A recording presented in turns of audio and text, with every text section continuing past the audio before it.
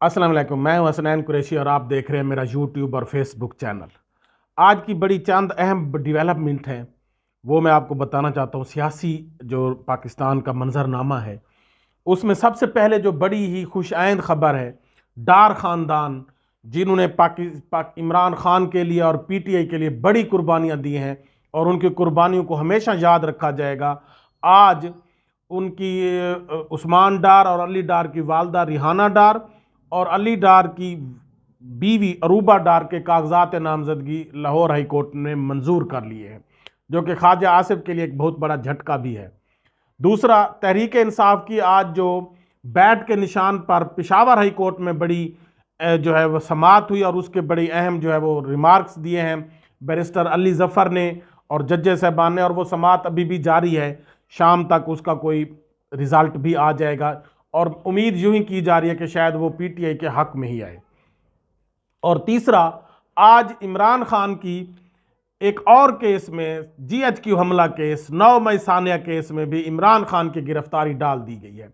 इन तीनों पर हम जो है वो अपना नुक्ता नज़र बयान करते हैं। इससे पहले आप दोस्तों ये गुजारिश है कि मेरे चैनल को सब्सक्राइब करें, लाइक करें, शेयर करें। शुक्रिया।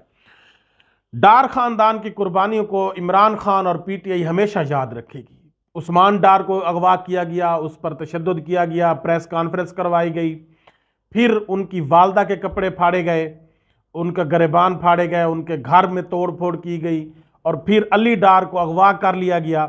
लेकिन उसके बावजूद उसकी वालदा डटी हुई है और आज उनके लिए बड़ी अहम 2 खुशखबरियां हैं। एक तो उनके कागजात नामजदगी रिहाना डार और उनकी जो बहू है अरूबा डार, उन दोनों के मंजूर हो गए हैं। और दूसरा, आज अली डार की गिरफ्तारी भी जो पुलिस है सियालकोट, उसने एक्सेप्ट कर लिया है और उन्होंने कहा कि वो अली डार जो है वो सियालकोट पुलिस के पास है और उनको जल्द अदालत में पेश कर दिया जाएगा। उसके बाद इनकी वालदा ने प्रेस कॉन्फ्रेंस करके बातें की और वो भी आप सुन लें। बिस्मिल्लाहिर्रहमानिर्रहीम। ਅੱਜ मैं अपने अल्लाह का भी बहुत ज़्यादा शुक्र अदा करनी ते मेरे बेटे पुलिस ने बारयाब करा के पेश कर दिया। और दूसरे, मैं उन लोगों का भी शुक्रिया अदा करती हूँ, पूरी पाकिस्तान की बहनों का, बेटों का, बेटियों का, जिन्होंने मेरे लिए दुआएं की और अल्लाह ताला ने उन दुआओं की फजीलत से आज मुझे बड़ी खुशी दी है। मेरे पेपर जड़े ना मंजूर हो गए नहीं। उसके बाद उस्मान डार ने भी आज प्रेस कॉन्फ्रेंस की। उन्होंने भी यही कहा कि मैं अपनी वालदा के साथ खड़ा हूं, मैंने अपनी सियासत तो छोड़ दी है लेकिन मैं मां को तो नहीं छोड़ सकता और यकीनन मैं मां को ही वोट दूंगा और मां के साथ हूं, और अगर मेरी मां पीटीआई के साथ है तो मैं भी पीटीआई के साथ हूं।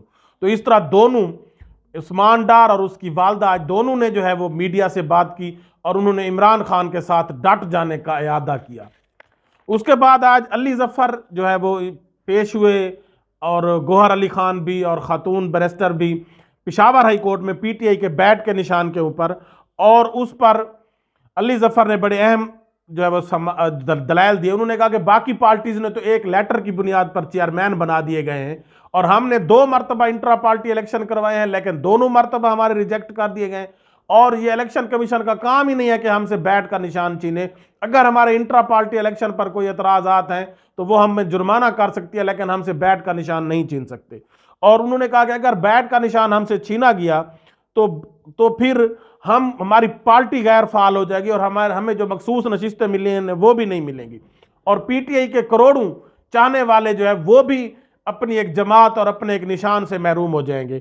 उसके बाद उन्होंने ये भी कहा कि हमारे 8 लाख वोटर में से इतराज़ करने वालों के नाम ही शामिल नहीं है। और वकील इलेक्शन कमीशन ने फिर इतराज़ करते हुए कहा कि इंट्रा पार्टी इलेक्शन में पीटीआई के जो अपने लोग हैं उन्होंने हमारे पास केस लेकर गए हैं, लेकिन उन्होंने कहा कि वो तो हमारी पार्टी में शामिल ही नहीं है, वो तो हमारी पार्टी ही छोड़ चुके हैं जिनके एतराज़ात हैं। और उसके बाद इलेक्शन कमीशन के वकील के पास कोई जवाब नहीं था, वो ऐं बैं शैं करने लगे और उन्होंने अदालत से दरख्वास्त की कि जुमेरात तक इस केस को मुलतवी कर दें। तो जस्टिस अरशद अली ने फिर कहा कि क्यों ना इस केस को जुमेरात तक या परसों तक रख दें, लेकिन बैरिस्टर अली जफ़र ने कहा फिर बहुत देर हो जाएगी, हमें बल्ले का निशान चाहिए। 12 जनवरी तक उम्मीदवारों ने कागजात वापस लेने और 13 जनवरी को निशान अलाट किए जाने हैं।